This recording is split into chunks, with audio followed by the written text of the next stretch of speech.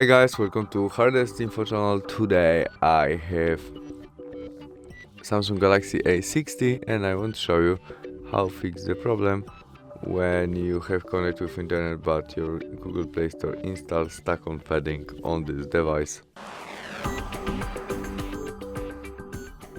When you have the same problem as mine, cancel this install and go back to the main menu. In it, we must open our settings application and there scroll down to our system selection.